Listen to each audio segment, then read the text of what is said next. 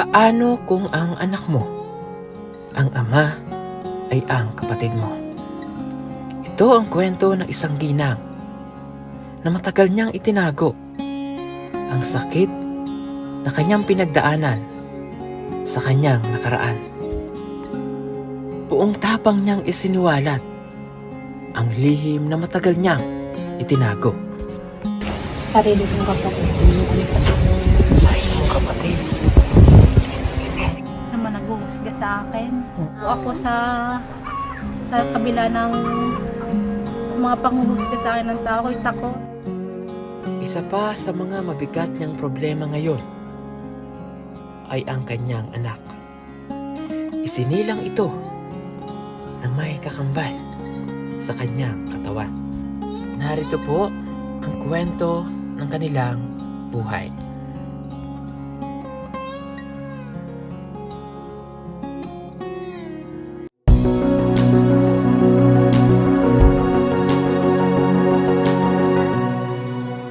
Magandang umaga po sa inyong lahat mga kababayan. Nandito kami ngayon sa Calatagan, Batangas ulit. At ito kasama natin si ate. Ano pong pangalan mo?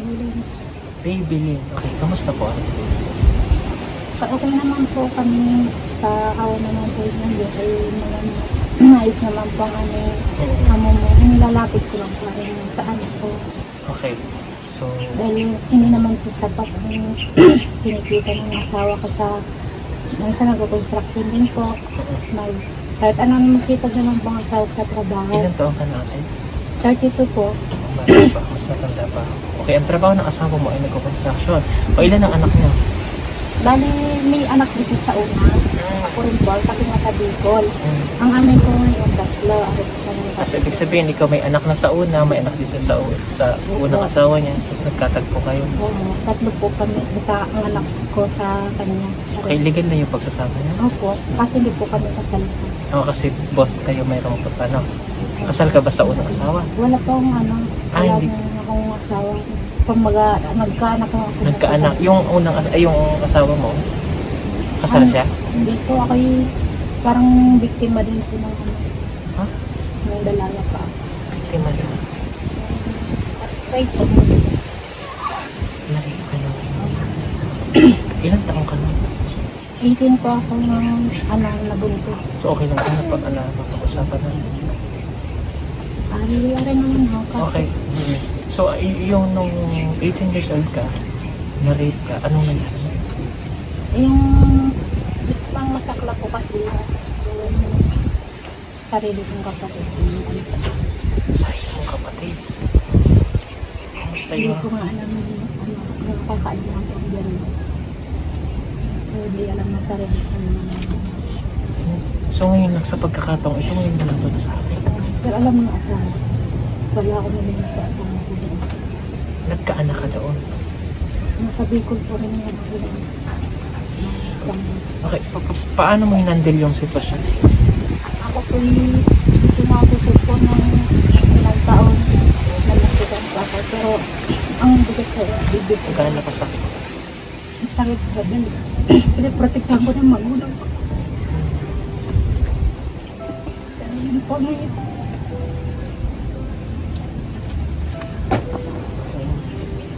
Anong pagkatapos o anong nangyari? Hindi ka Hindi po ako Nagreklamo? Hindi po. Tinago ko po talaga. Hmm. Kaya kahit man sa mata ng tao, ako'y parang mali. Dahil sa nadidinig ko, ako'y parang ang iniisip nila nakarelasyon ako ang kapatid ko. Pero hindi ko. Nadala ako dahil noon ay matatakotin po ako. Yung hindi pa sinamantala ang aking kahinaan. Kaya nangyari po yun dahil sa iniisip ko, dahil ang magulang ko rin ay manangal ko na yung mangyari sa kung may mangyari sa kanila. Ako pinilit ko itong tinago hanggang po ngayon. Pero sa asawa ko, sabihin mo po Alam nila. alam po nila. Kaya Bakit hindi ka nagkaroon ng lakas ng loob na ilabas yung katotohanan mo? Di ko po maano kung basta Takot. takot ho talaga Okay. yung umiral sa akin. No? parang wala akong masabihan noon dahil parang wala talaga akong naisip ng talang sobrang takot. So ngayon na nasabi mo ito sa amin, maluwag na sa'yo. Masarap naman ho Masarap na sa bahay. Okay. Ngayon, halimbawa, ngayon dahil mapapano mo dito, paano mo paghahandaan yung sasabihin ng ibang tao? Alam mo mga sa barangay sa amin, sa Bicol pa alam ko. Pero dito sa ano, Okay. Kumbaga ang nangyari sa'yo ay pinagkismisan ka na ng mga tao doon na pagrelasyon ka sa kapatid mo. oo, ganyan. Masakit na. Kasi syempre kapatid mo yan, tapos sasabihan ka na gano'n. Ganyan po. Dahil siyempre hindi ako naglakas ng loob ng salita. Ganyan ang iniisip nila.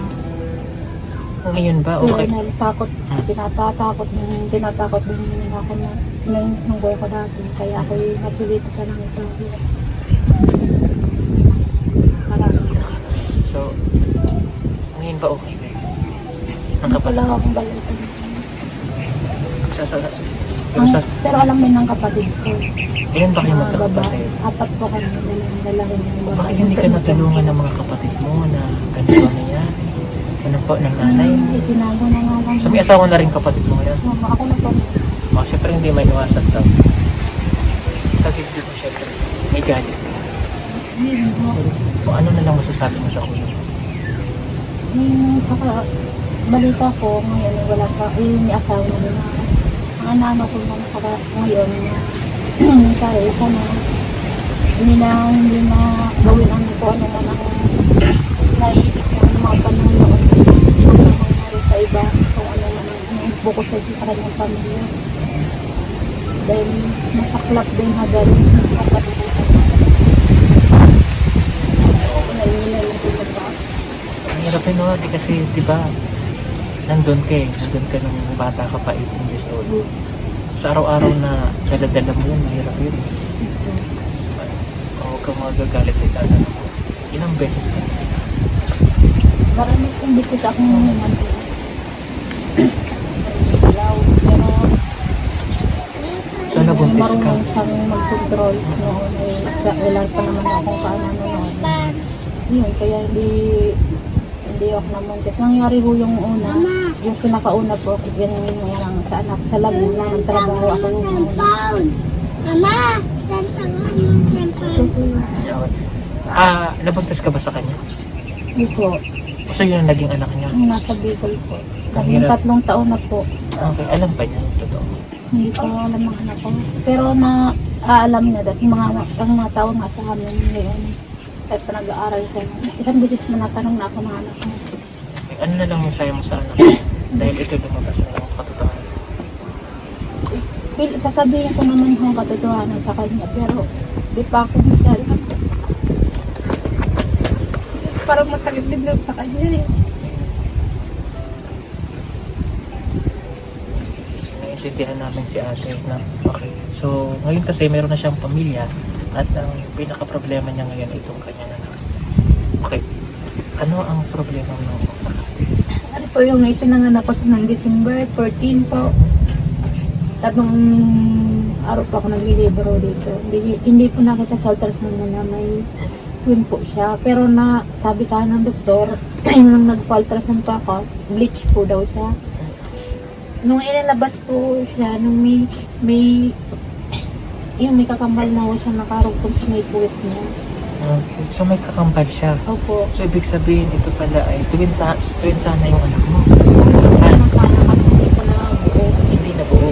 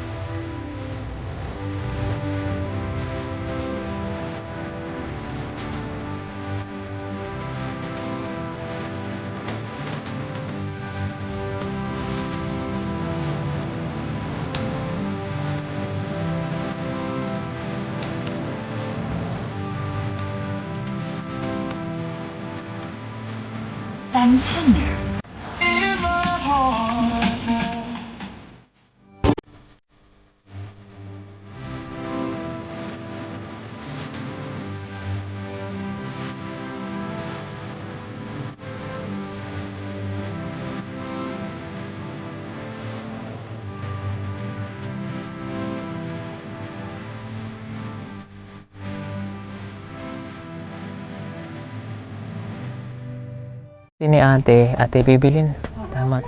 Ay meron po siyang, yun nga, meron siyang kakambal na hindi nabuo na nagpapahirap dun sa bata. So kailangan po siyang ma-MRI para po makita ng doktor kung may epekto yung kambal niya dun sa iba pang parte ng katawan niya kung talagang maoperahan. So ang problema ngayon nila ate ay wala kayong kakayanan, no? Wala silang sapat na pera para po makalikom ng ganong halaga. Yung pang MRI, kailangan niya ng 20,000. No po? Okay.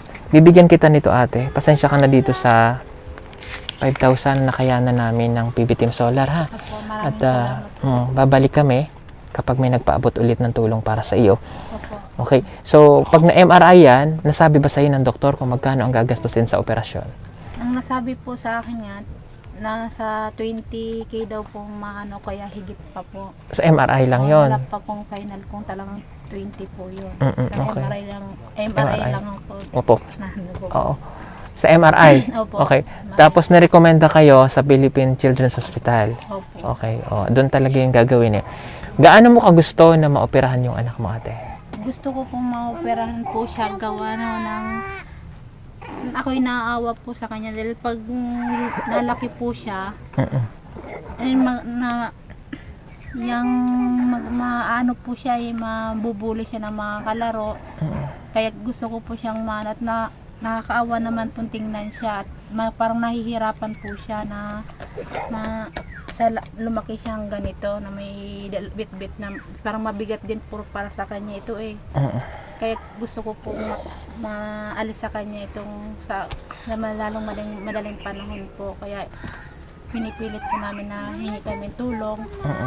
Kahit kaunti man po ipaano po lang namin ito, mapa-examine o pa-MRI po. Okay, sige. Gusto Ayan. ko Ayan, huwag kang mawawala ng pag-asa ate. At sana ay sa lalong madaling panahon ay matulungan ka rin namin para maoperahan yung anak mo. Ano? At ngayon, dahil bukod sa ito yung problema niya, yung past na naging problema niya ay nailabas niya na. No, gaano ka luwag na sa dibdib mo na nailabas mo na yung problema mo?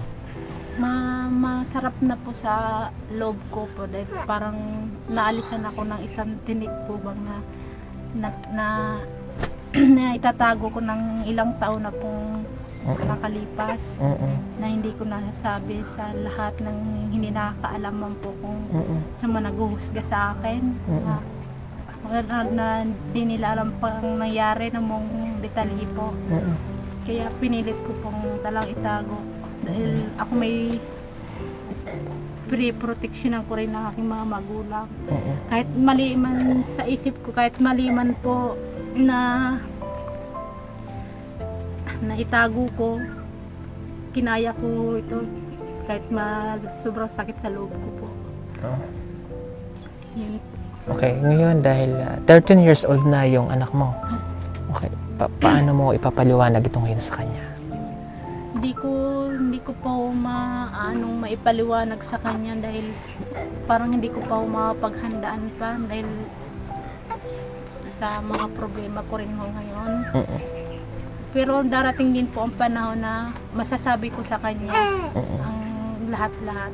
Sana rin po matanggap niya at maunawaan man kung ano man ang may isabi ko sa katotohanan sa kanya. Sino ba nag-aalaga ngayon sa anak mo? Nasa mga magulang Magulang ko. mo. So, ang magulang mo hindi rin alam? Hindi rin po. Okay. Medyo masailan tong ano na to. Pero, ito naman po ay pinayagan niya na ano. Okay. Ano na lang sasabihin mo sa magulang mo ngayon? Ang magulang ko na po ngayon na yung babae, si mama, ngayon ay hindi sabihin ko man ho sa kanya, hindi na manat na stroke mo nung nakaraang linggo na balitaan ko po. Tapos yung ama ko naman po, hindi ko po alam kung anong masasabi nila kung may sasabi ko sa kanila. Pero handa ko kung tanggapin kung ano man para lang sa kanila po. Okay. Ayan. Yung hinanakit at galit sa kapatid mo. Alam ko mayroon eh. Okay. At hindi mo pa siya napapatawad sa ginawa. Tawad ko na ho siya dahil tao lang naman po ako. Ayoko nang madagdagan ng sobrang bigat sa aking dibdib na habang ako'y natanda may inadalang mabigat sa loob ko. So, Kaya kung may hinanakit mo ako sa kanya, sana yun ay yung bakit di ko rin po talaga maano ang hinanakit ko sa kanya kung bakit ginawa sa'yo. ginawa ito sa akin. Mm-mm. Tapos mismo niya akong kapatid. Mm-mm. Di ko po talaga matim na ito ang ginawa niya sa akin. Okay. Mm-mm. Anong naging epekto sa buhay mo nung mga ginawa nun sa'yo, yung mga pangyayaring yun sa'yo? Ang epekto ko sa akin ito ang sobrang parang nawalan ako ng tiwala sa sarili. Mm-mm. Nagtatago ako sa kabila ng mga panghuhusga sa akin ng tao. Ako'y takot na makiharap sa tao. Pilit ko nilalabanan ito kahit man po sa aking dibdib gusto ko nang sumuko magpakamatay, kaso iniisip ko din ang aking anak, kahit anak din yan sa nangyari. Mm-mm. Hindi ko po dinamay, minuhay ko po siya. Kaya pinit ko nilalabanan na maging matatag. Mm-mm. Para sa kanya, kahit ako hihirap din, no? Mm-mm. Kahit ako namamasukan, no? Nakailang taon na akong namamasukan para mabuhay din po siya. Ayun. Okay, yun. Napakabigat po ng dinalang problema ni Ate Bibilin at anga ako sa katatagan niya dahil pinilit niya pa rin mabuhay yung anak niya sa kabila ng mga pinagdaanan niya. Kasi, kumbaga parang nasira yung buhay mo. Oo. Dahil 18 years old, tapos sana may pangarap ka pa na bubuuin. Hindi naman sana ganito pangarap ko. Ano yung pangarap mo sana, ate, kung hindi nangyari? Pangarap ko naman sana hindi naman yung may ko ang mga magulang ko na may iangat doon sa probinsya dahil nangingisda lang ang hanap buhay ng aking mga magulang. Pero sa nangyari naman sa akin, parang ako nawala ho. Naputol ho ba ang isang pakpak sa isang pangarap ko ngayon. Kaya ako parang nahila ko sa yung mabaman, hindi ako nakapaghanda sa ganitong nangyari. Kaya ganitong nangyari sa akin. Kaya nga kahit masakit na sa loob ko ang anak ko, di ko nasusuportahan ngayon ang maayos. Dahil sa kahirapan din ho. Kaya mabuti nga ang asawa ko ay tinanggap ang pagkatao ko. Wala ako sa kanya tinago. Kaya pasalamat din ako sa kanya. Kahit nang di nakakaalam ang lahat sa nangyari, sana wag naman niyo masyang husgahan. Dahil ang bawat isang tao ay may nakaranan. Hindi pare-pareho ang mga nangyayari sa ating buhay. May pilit na tinatago dahil lang sa mayroong protektahan. Ayun.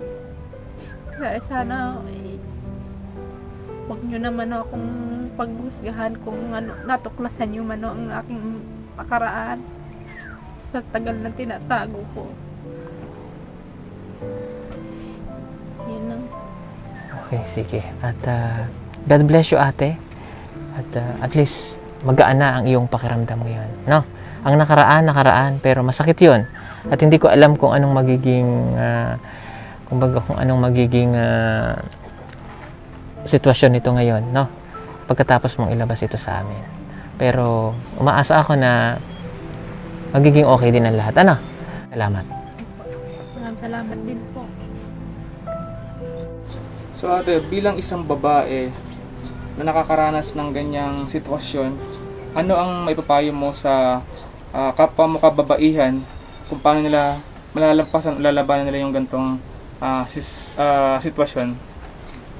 Sa mga nakaranas mo ng ganitong pangyayari sa akin, sana po ay wag po kayong matakot na sabihin ang katotohanan. Kung kayo ay naabuso na po, Huwag niyo na pong gayahin ang nangyari sa akin na tinago ko ng ilang taon para po para sa aking pamilya. Ibahin niyo na po ibahin niyo po ang ang nanaw po para hindi maabuso ng paulit-ulit sa mga nangyayari sa atin. Tapang po tayo at matatag, sumuko. Dahil tayo may karapatan na ipaglaban